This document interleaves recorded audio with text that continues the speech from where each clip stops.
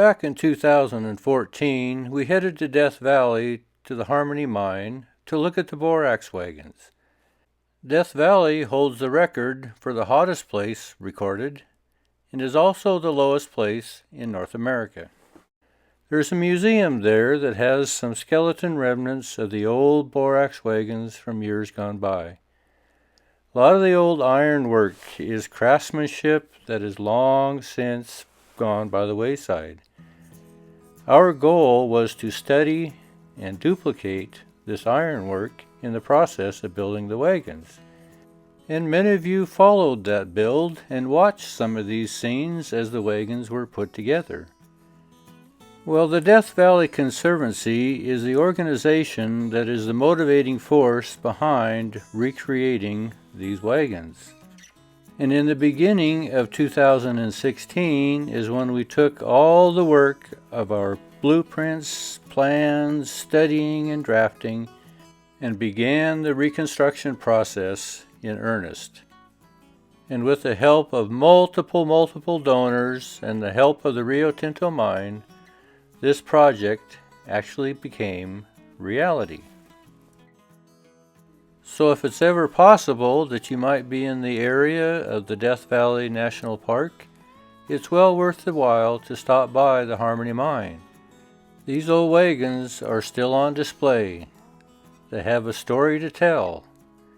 And as you look at the ironwork, the sun-bleached wood, and the faded remnants of what little paint is left, you can almost hear the bells jingle as they rolled across the desert, headed for the railroad, operated by 2 men and 20 mules.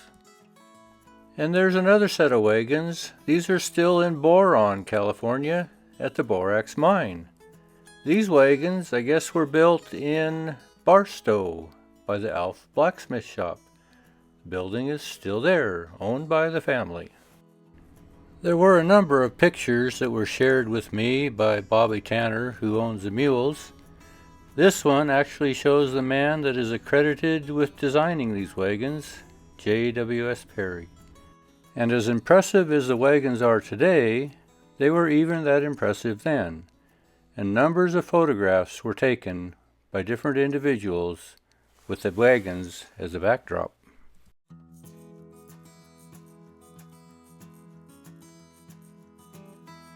As the wagons were being built these days, oftentimes the question was, how did they do it in those days without all the conveniences we have?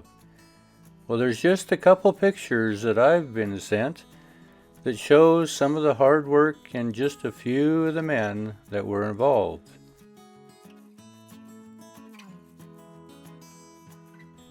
Well, these following pictures are a few pictures that were very helpful in the determination of what was original in the process of building these wagons. And they also help us understand the rugged lifestyle that was required from tough men and women hauling freight in what was known the Big Hitch era in the 1800s in the Mojave Desert.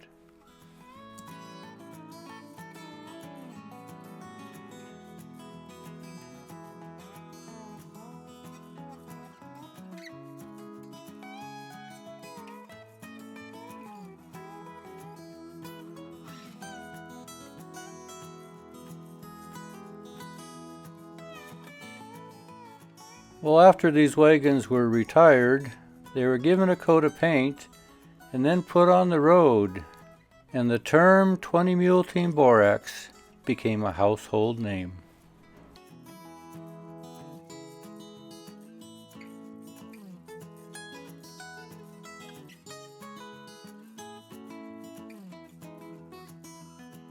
However, in the 1940s, these wagons were caught in a flash flood and severely damaged. So they were put back together again, and some of those repairs can still be seen, but these wagons were never pulled again. And these are the wagons that are on display at the Harmony Mine in Death Valley. And now the new wagons are complete and are residing at the Laws Museum outside of Bishop, California. But now the goal is to complete the water wagon that goes behind these two big borax wagons.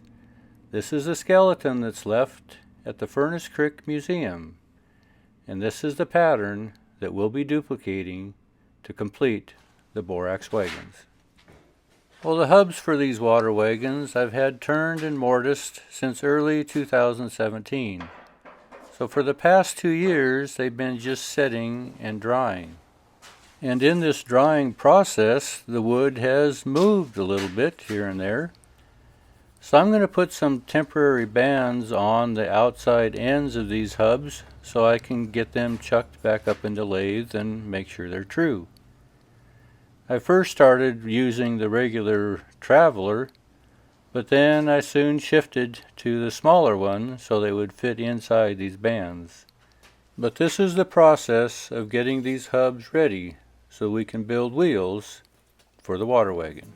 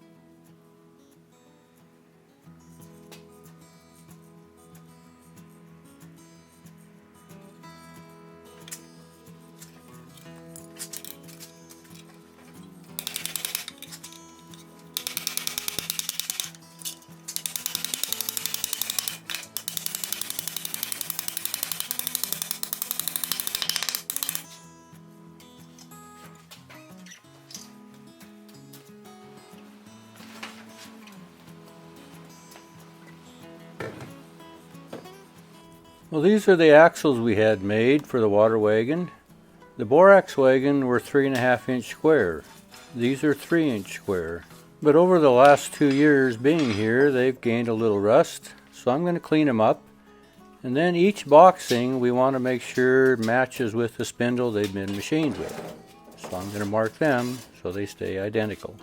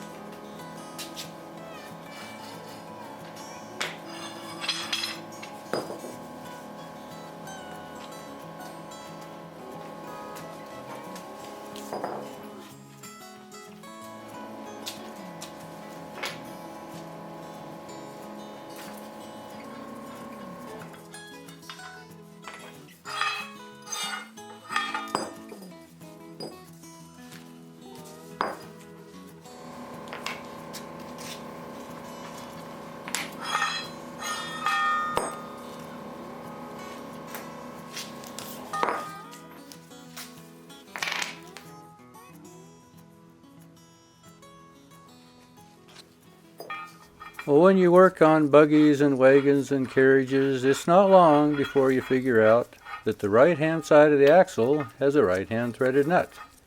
The left side of the axle has a left-hand threaded nut.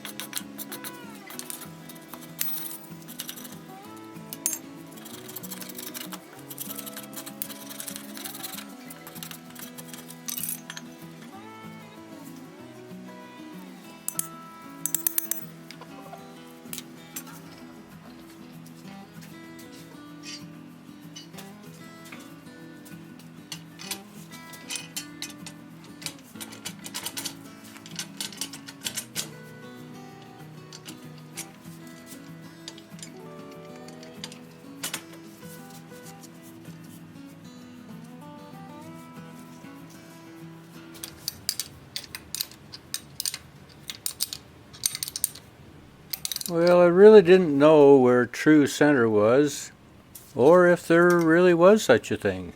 I couldn't get my little end plate on there, so I thought I would just put a big bullnose in there and try to line it up with the center hole that was already there.